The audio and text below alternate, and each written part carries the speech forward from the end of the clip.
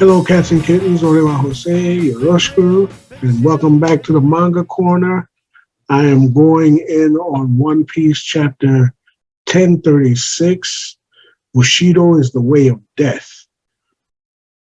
Now we're closing out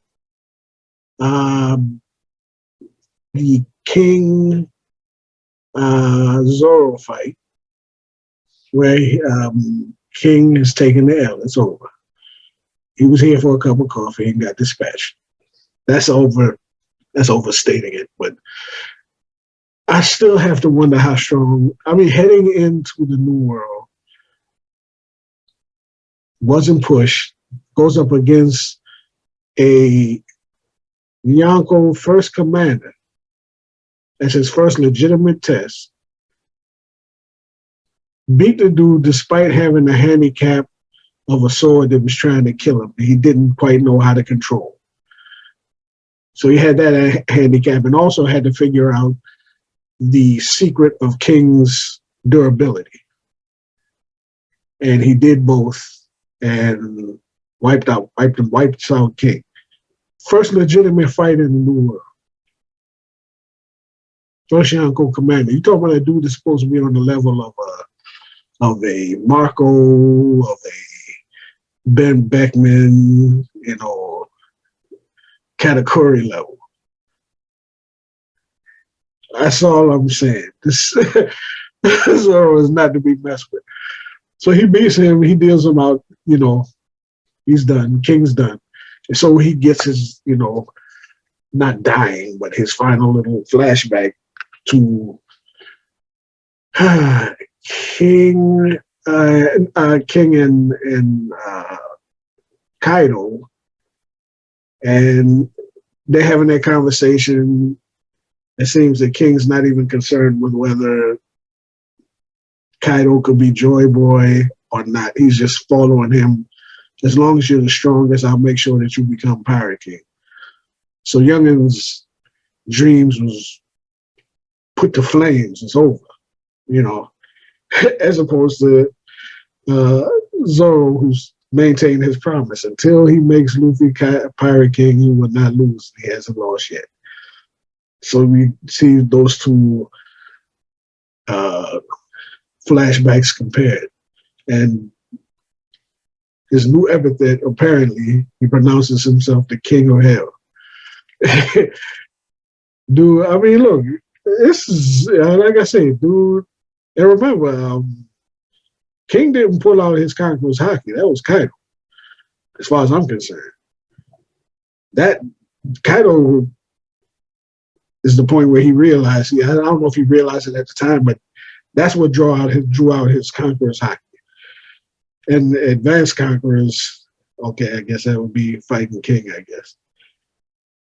But this dude is a beast. Zoro is not to be messed with. So he dispatches him, and we get the announcement that the winner is Zoro. Again, apparently the Beast Pirates are not going to pull out their they're not going to pull out their awakenings. None of the undercards pull out their awakenings as far as I can see. So we don't have to worry about that. I guess they was only so tough. This moves us over to CP0, and they get the announcement that King has fallen. So apparently, with that done, the main problem are the two Yonko, of which Kid and Law are battling Mom. And even if Luffy figures out a way to put down Kaido, if you don't put down Big Mom, you still got problems, and it's not a guaranteed win. Plus, we don't even know where the rest of her pirates are. We haven't seen them for a while. They could be hanging out, ready to jump into the fight. This gets us basically a rundown of the situation at hand. Onigashima is still heading over to the flower capital, and it'll drop and kill everybody because of the gunpowder that's in the bottom and the basement, or just the sheer weight of Onigashima coming down onto the flower capital. And then there's the fire Oni that's running around that will also ignite the gunpowder. A lot of this stuff seems superfluous to me. Yamato uh, and Fuga going on and battling their way to get down to the basement. It's going to factor in, but it doesn't seem, it's not terribly important to me at this time because it's not. So that moves us over to, I mean, it's gonna be what it is. You know what I mean? But the, until we get the major fights, that's probably going to factor in after the major fights are done. That's my guess. Anyway, we go to Usopp, who's fighting off. He's protecting the samurai and he's fending off all. He's doing that. Now, this gives me, I'm giving credit to Usopp here because as opposed to back on in Big Bomb's territory, Whole Cake Island, where he turned tail and ran after Robin got turned into a doll and erased from his memory, which was, whatever. He turned tail and ran and left the Tontatas for dead, basically. He's standing here fighting. I mean, I give him credit for that. I still want him to get a proper 1v1 with somebody of note so as to boost his, cred within the crew, because I don't know that he's beaten anybody in a long time. Well, since Whole Cake Island, which actually is a long time ago in real life. So this comes up to the philosophically, he's having this conversation with the samurai in terms of why they're all obsessed with death.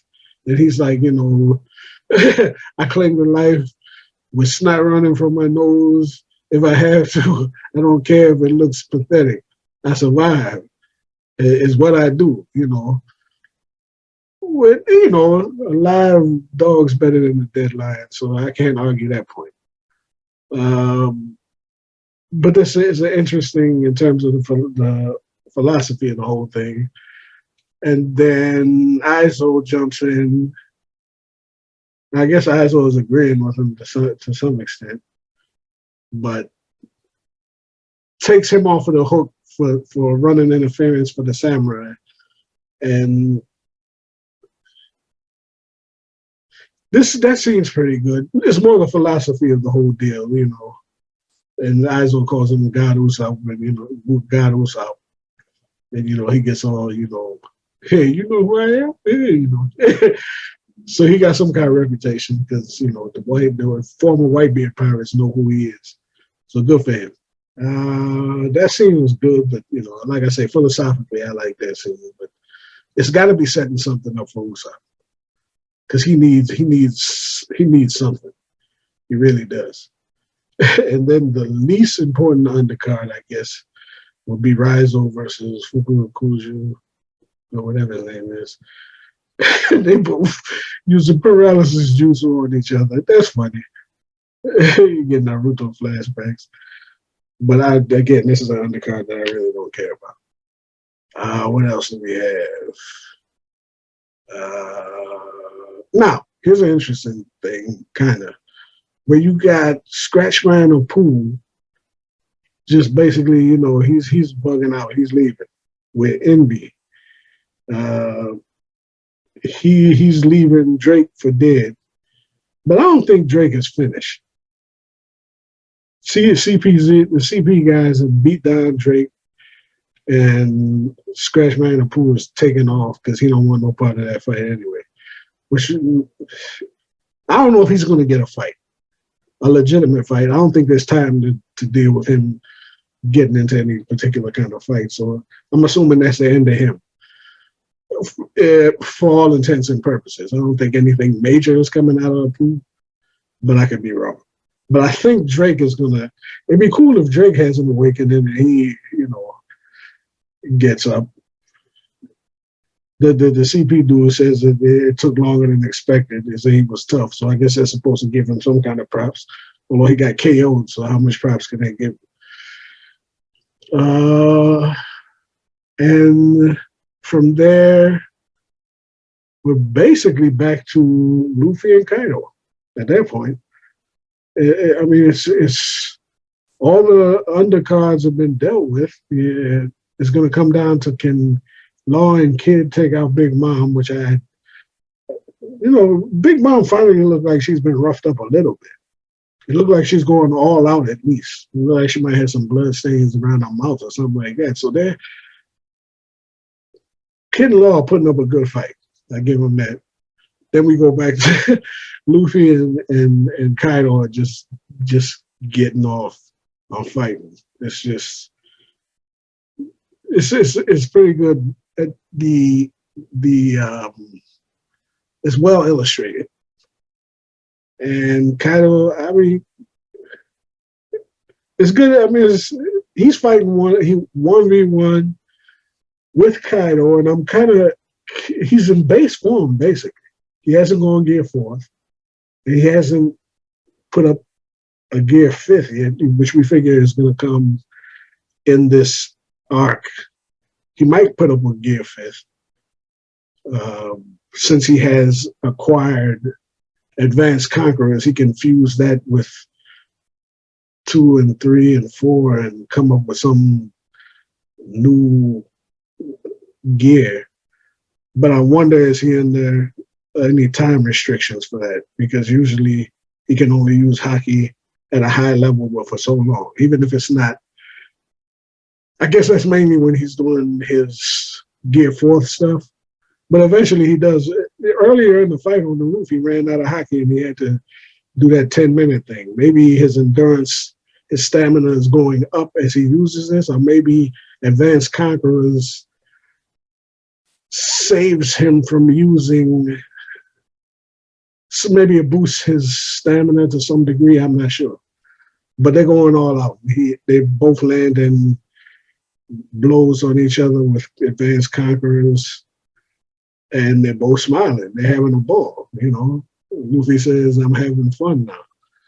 Which you figure he'd be huffing and puffing and half dead. So he's clearly on another level, He's on, he's I don't know where you rank him among the Yonko, but he's definitely on that level. He's a force to be reckoned with. And that's basically where we close out. So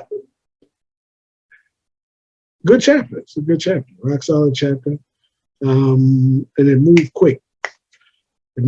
There was a little bit of, it got a little dialogue heavy in the middle, but more or less it moved pretty quick. So on to 1037. I like the chapter. I'm curious to see how long this fight with Kaido is going to last, with the assumption that the Big Mom Kid Law fight is going to end first, because Luffy's fights have to end the conflicts. So, and then we have the issue, I assume after whatever comes of Luffy Kaido is resolved, then we'll get to the dropping of Onigashima and all that good stuff. So again, good chapter. I look forward to the next one. Until next time, stay loose.